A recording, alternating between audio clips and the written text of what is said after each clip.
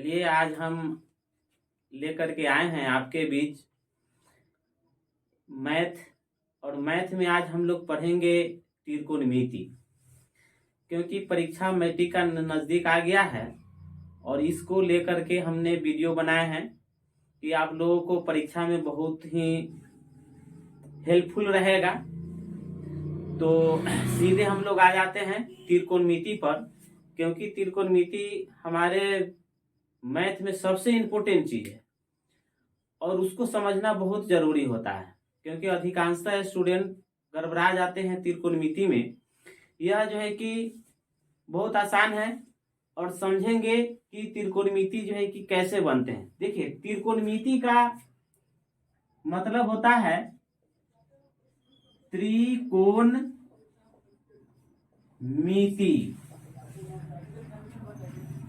त्रिकोणमिति, त्रि का अर्थ होता है तीन, और कोण का अर्थ होता है कोण, और मिति का अर्थ होता है माप, तीन कोणों की माप।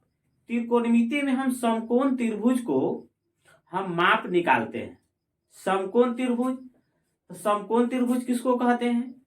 तो जिस त्रिभुज का एक कोण 90 डिग्री का हो उसको हम समकोण त्रिभुज कहते हैं। जिस त्रिभुज का एक कोण 90 डिग्री का हो उसको हम समकोण त्रिभुज कहते हैं। अब देखते हैं एक फिगर के द्वारा। ये जो है आपका समकोण त्रिभुज हो गया। इस त्रिभुज का नाम देते हैं ए बी सी। यह कोण आपका 90 डिग्री का है, ठीक है। अब इस त्रिभुज में जो है, ये त्रिभुज में ये नीचे वाला जो बी और सी जो है इसको आधार बोलते हैं। क्या बोलते हैं? आधार बोलते हैं। आधार को इंग्लिश में बेस बोलते हैं, जिसको बी से सूचित करते हैं। इसके बाद में इसको बोलते हैं लंब, इसको बोलते हैं लंब। लंब को जो है इंग्लिश में परपेंडिकुलर कहते हैं। लंब को इंग्लिश में क्या कहते हैं? परपेंडिकुलर। और ए और सी जो है आपका कर्ण हो गया। ए और सी क्या हो गया? आपका कर्ण हो गया। ए सी कर्ण हो गया। कर्ण को इंग्लिश में हाइपोटेनस कहते हैं, जिसको एच से सूचित करते हैं। इसका फॉर्मूला होता है, इसको बोलते हैं आधार, ये लंब, ये हो गया कर्ण। अब देखिए, पहले इस चीज को हम लोग समझेंगे कि आधार कर्ण इस सब का फॉर्मूला होता है। हम देखते हैं। सबसे पहले हम कर्ण बराबर जो है रूट आधार का स्क्वायर,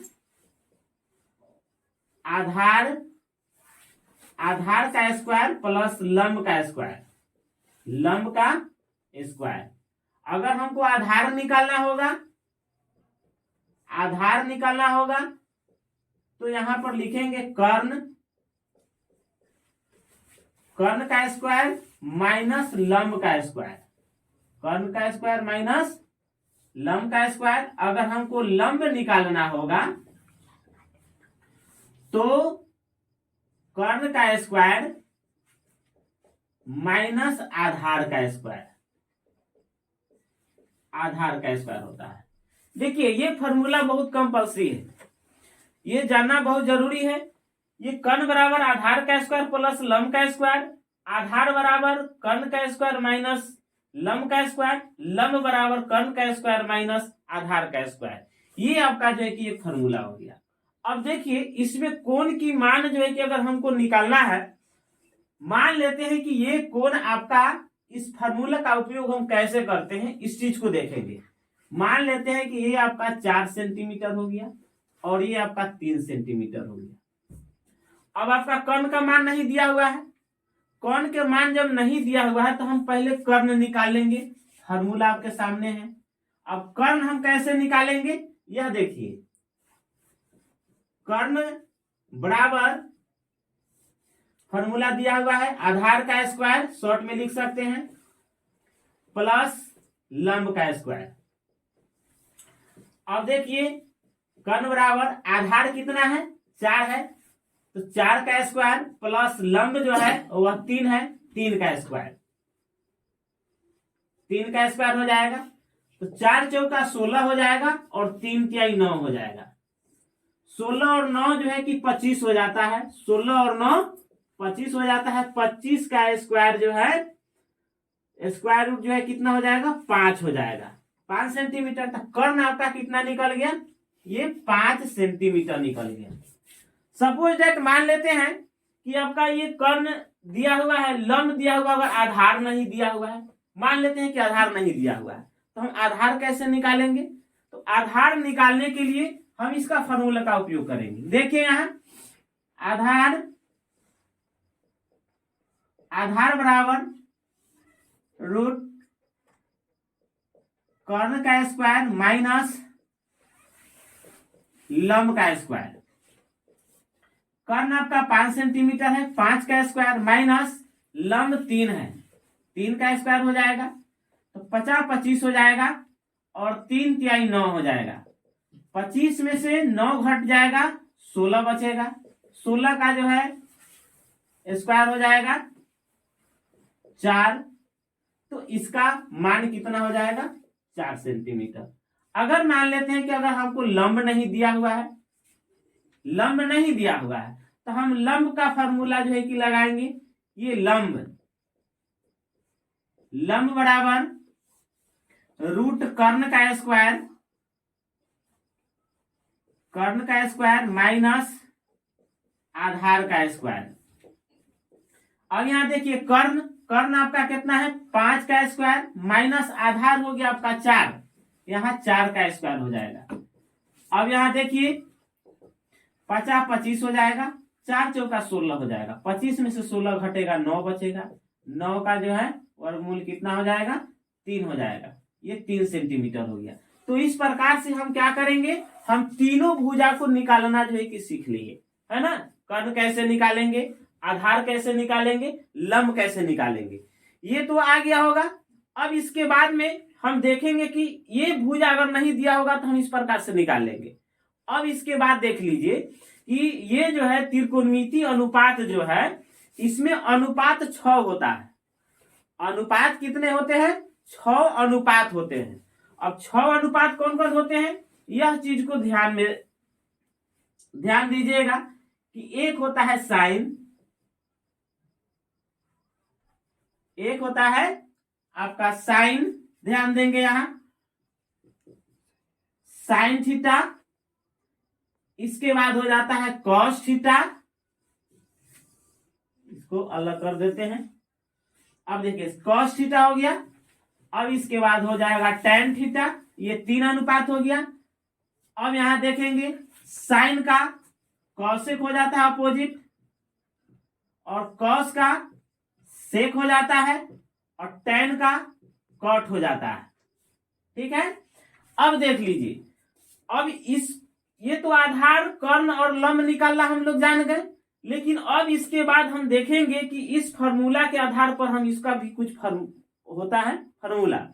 अब देखिए इस पर ये अनुपात याद रखिएगा, 6 अनुपात होता है, sine cos tan cosec sec और कॉट। ठीक है, अब इसके बाद देखिए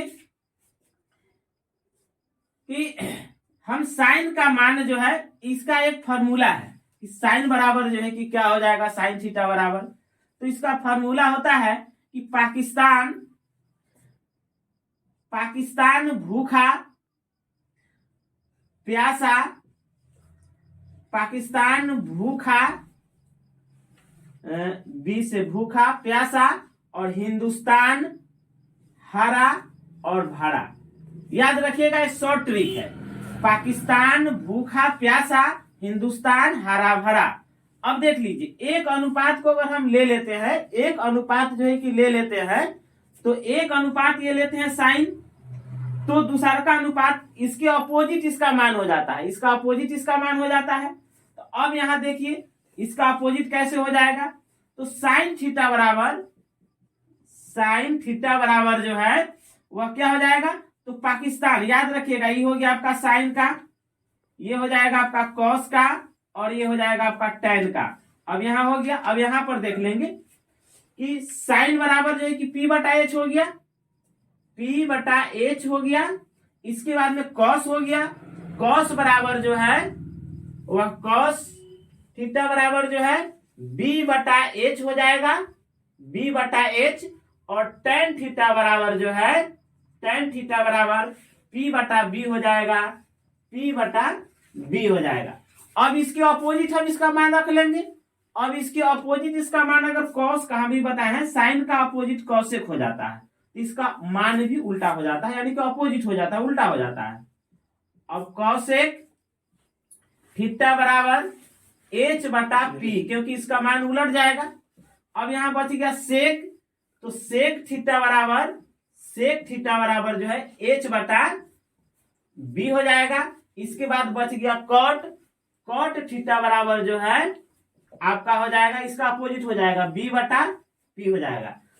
इतना को आप फार्मूला को याद कर लीजिएगा। याद करने में आपको परीक्षा में बहुत ही जो है हेल्पफुल मिलेगा, इससे बहुत मदद मिलेगा, क्योंकि इस आधार पर आपको आगे फार्मूला पर मैथ बताएंगे अगले वीडियो में। इसके बाद में हम आपको बताएंगे कि भाई ये इस पर हम कैसे फार्मूला लगा करके हिसाब को बनाते हैं, ठीक है। इसके बाद में ये जो फार्मूला लिखे हुए हैं, ये फार्मूला को आप याद कर लीजिएगा, बहुत ही इंपोर्टेंट फार्मूला है, ठीक है। और ये भी जो है ये ट्रिक है आपका ये याद करने का, इस पर याद करके आप निकाल लीजिएगा। और ये 6 अनुपात है, इस अनुपात को भी याद कर लीजिएगा।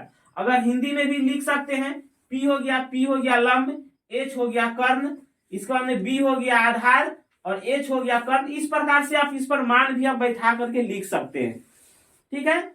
अगले वीडियो में आपको हम इस पर आधारित बोर्ड मॉडल क्वेश्चन जो VVI क्वेश्चन है वह हम लेकर के आएंगे। और वीडियो को देखिएगा और अपने दोस्तों के साथ शेयर जरूर कीजिएगा और परीक्षा में अच्छे से अच्छे अंक से आप पास कीजिएगा, ठीक है।